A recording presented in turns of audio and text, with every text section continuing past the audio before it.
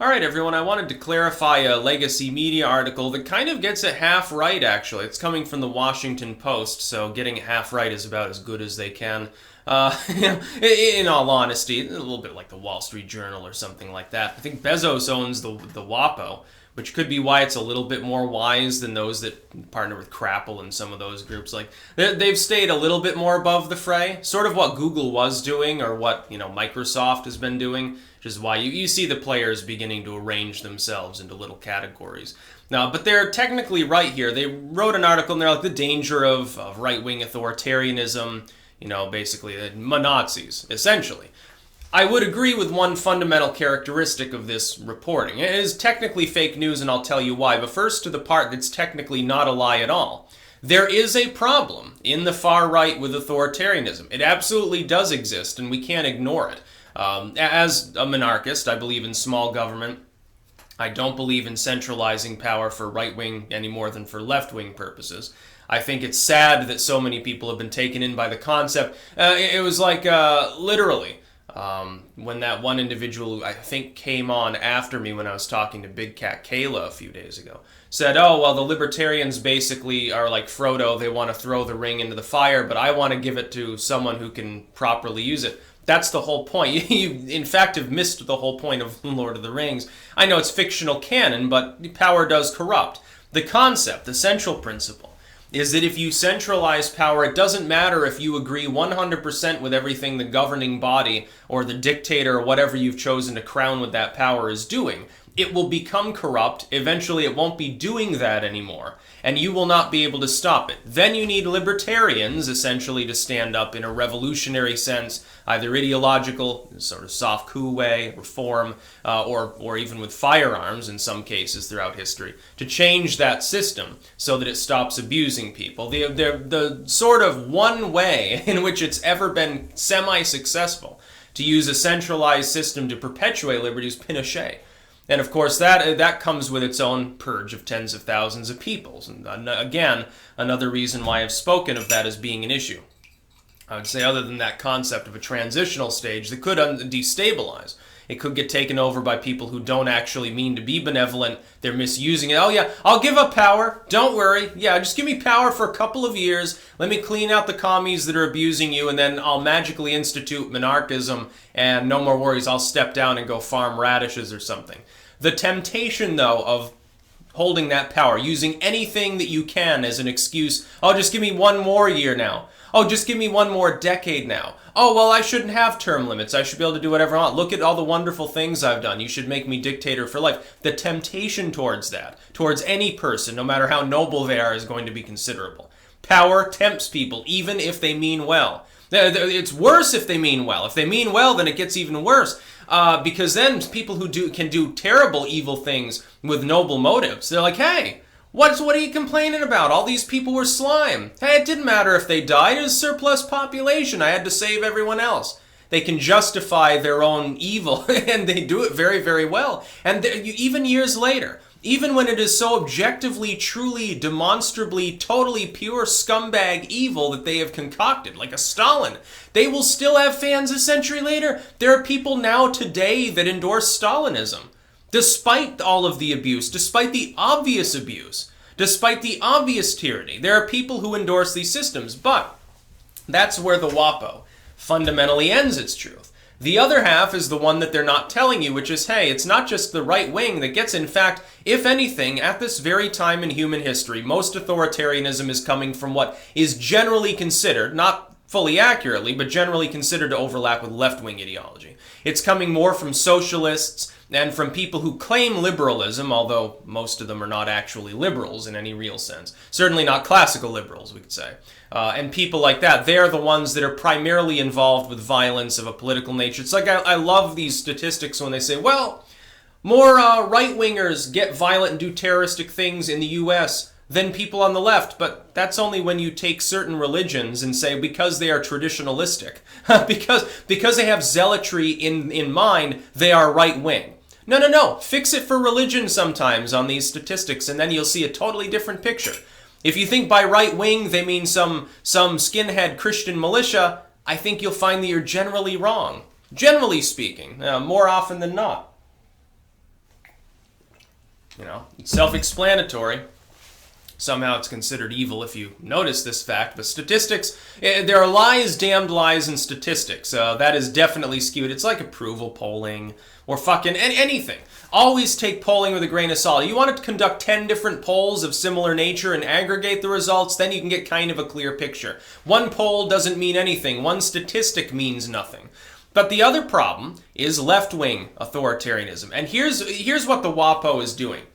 Try this experiment sometime. Cut an apple in half and hold it such that the rounded side, the non-cut side, is the one you're showing people. Go up to somebody and say, hey, what's this? They'll immediately say, 90% of the time, they'll say an apple. They probably don't realize that the other half is missing because you're trying to hide that fact. Ta-da! It's not actually an apple. You're only seeing half of reality. You have just lied to them, even though you're not technically lying. You're presenting them the whole object that you're asking them to describe. It's just that they can't see the other half. It's not an apple. It's only half of an apple. They only get half the story. The WaPo is thus lying to its audience without technically lying at all. Very common propaganda tactic. Just tell people one half the story. Leave the other out entirely. You don't have to lie. Just leave it out. Oh yeah, this group of people just killed that group of people. Oh, we're not going to tell you that the other group of people did the same thing last week. You only have half the story. And so you can present things in a skewed manner. You see this with war reporting all the time.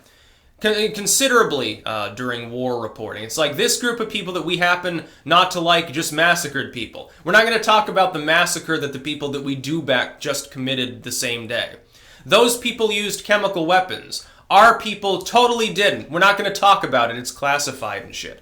That group of people robbed the medical van. But it couldn't be because our people stole all their medical supplies earlier that morning and they were trying to take care of some orphans. Pure propaganda, one-dimensionality, leave out most of the story, lie by structure. All of these things are in full force with regards to the whole political sphere right now. When the WaPo says there is a problem with right-wing authoritarians, it's not lying.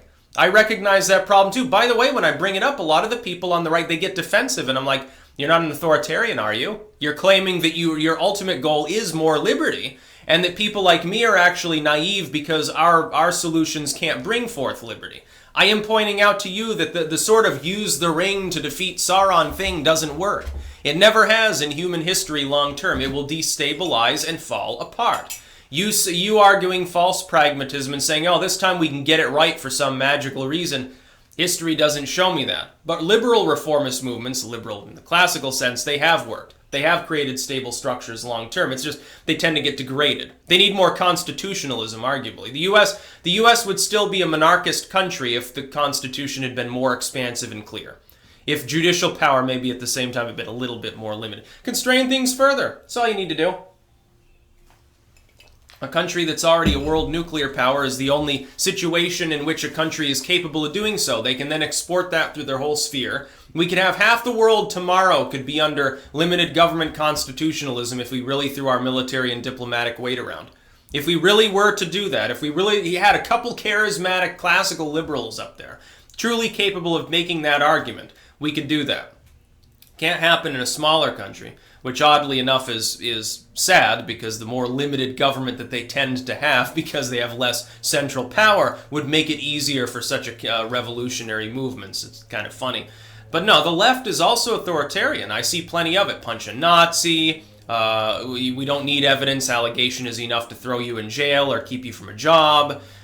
Corporate welfare, oddly enough, from the left. Very authoritarian when you think about it. We're going to steal money from the common man and give it to corporations that we shelter with tax subsidies and that use overseas tax schemes in order to avoid paying so much as a cent, while encouraging those corporations to abuse and censor people. And even though we have a problem with the lack of net neutrality, we don't extend that same problem to any other rung of the internet, because in our minds, as long as the ISP is neutral, nothing else matters. For some odd reason, the ISP is not a real company, but all these others, they're totally for-profit private entities within a totally free market. And by the way, we love the free market that we help destroy. That's basically where the social justice warriors are coming from. You shouldn't be manspreading. We should fine you for manspreading. We should fine you for using a straw. Weird shit. We should fine you if your soda's too big. Businesses have to build, all sorts of weird facilities, and they have to have yoga mats and a Buddhist prayer room now. Otherwise, they're not allowed to exist in some capacity. You have a Buddhist employee. You have to have a meditation room. This employee is a Muslim. You have to offer halal options. Otherwise, there's a big problem. It's a cancer. It's a rotting away of the concept of individuality, that people should have free association and make free choices. That is not a far-right talking point. It's definitely not an authoritarian one. It's a libertarian talking point. It's a monarchist, a classically liberal talking point. The concept of abusing people is a collective concept. You have to be a bit of a collectivist to think that any of these proposals that are being made is, in essence, by the far left and right, are valid. You have to collectivize people. If you look at them as individuals, you can't justify them. That's the whole problem. And even if their intent is noble, and you gotta understand, one thing that people on both the right and left need to understand, most of the enemies that you perceive of as so evil and so corrupt and fell think that they're doing the right thing. They think that you're violent. They think that you're irredeemable and horrible people. The far right thinks that about the furthest left. The further left thinks that about the alt-right. They'll go after each other. They think that it's an existential struggle on both ends. The left right now is inclining in viciousness because it thinks that there's an army of Nazis waiting to put them in concentration camps. The alt-right, the identitarian / further right side, in parts of the new right, beyond maybe the Posobieks, the further right, is rising up in viciousness in some cases and adopting more authoritarian mentality, which is destabilizing it, by the way. I hope they realize this. Specifically because they think there's an army of Antifa members waiting to sneak into their homes and rape them in their sleep with a cattle prod. You can understand why this is happening, but most of those people don't actually want to be violent. They're simply getting more authoritarian because they're feeding off one another. It's partially an illusion. The lamestream culture is spawning some of this in an attempt to destabilize both fringes. You do realize that it's, again, a counter-revolutionary tactic that has been employed. It's usually successful. That's why it's used. Meanwhile, nobody wants to talk about classical liberalism and how it was capable of spawning stability for a century and a half. Nobody wants to discuss that. It's not pragmatic at all to suggest that if you have prevented the government from being strong and centralized, that it can't abuse you very easily because it's not strong and centralized. Instead, we want to make it even more central. We just want to load it with people that happen to agree with us. Somehow this will make the situation better because government never changes, is stable, static, and totally not malleable. That ignores all of human history. The left doesn't get it. The right doesn't get it. I tend to think, though, in all honesty, the further left is more of a threat right now than the further right. It's been more vicious. It's got technically more manpower, because a lot of the people that are likened to being far right, really they're just anti-censorship classical liberals that are sort of gravitating on that side because they're like, look at the left. They want corporate censorship. They openly proclaim that it's a good thing. Who do you think primarily we're going to stand with on that and similar issues? It's going to be people who are freakishly far right. It's natural. It's innate because we see one of these things is not like the other. Again, it's like the bear and the mosquitoes. I can sit there all day worrying about a mosquito, but there's a bear charging at me out of the woods. What should I focus on right now in the here and now?